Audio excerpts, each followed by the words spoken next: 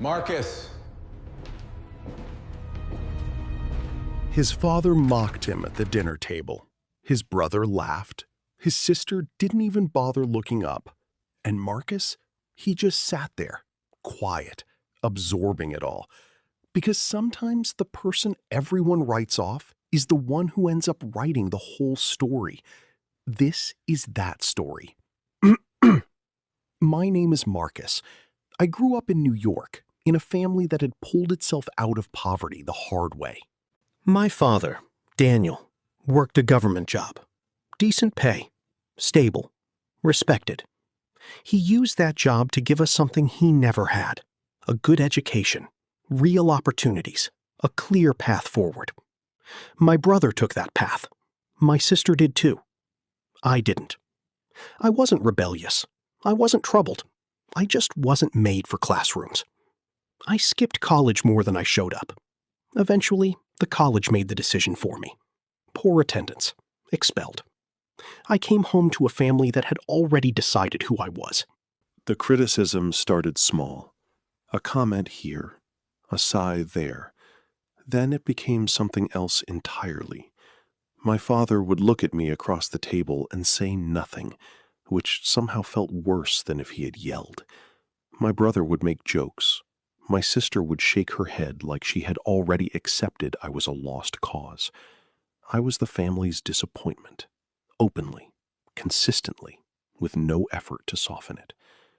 During that time, I started spending time in the kitchen with my mother, not because I had a plan, not because I thought it would lead anywhere. I just liked being around her. She didn't look at me the way the rest of them did.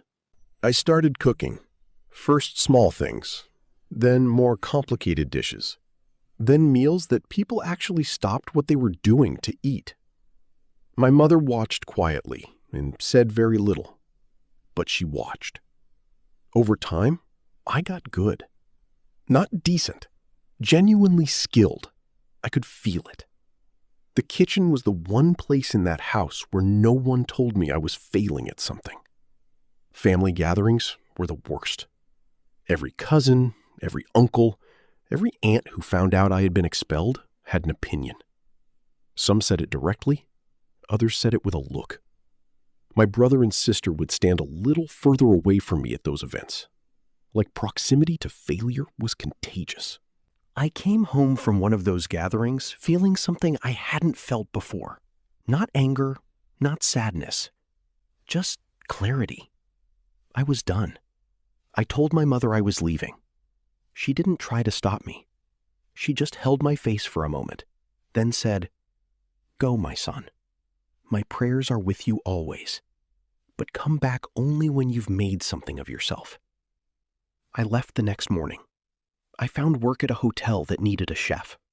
Nothing glamorous, long hours, low pay, but I showed up every single day. Within a year, I had a reputation. Not from a degree, not from a connection, just from the food.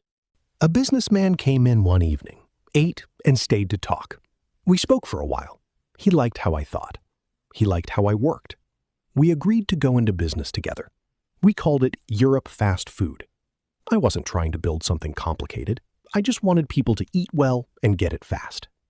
We added home delivery, which at the time in that area wasn't something many places were doing seriously. 3 years later, the business was running strong. Multiple locations. A real operation. The kind of thing you don't stumble into. You build it. I went back home. Not to make a point. Not to rub anything in. I went back to see my mother. I walked into that house and went straight to her room. I didn't stop to greet anyone else. My father was there. I saw him. I kept walking. I hugged my mother for a long time. The next day, I took her out, drove her around in my car, showed her what I had built. She sat in the passenger seat and looked at everything quietly. At some point, she turned to me, eyes wet, and said, "Son, you proved yourself." That was enough.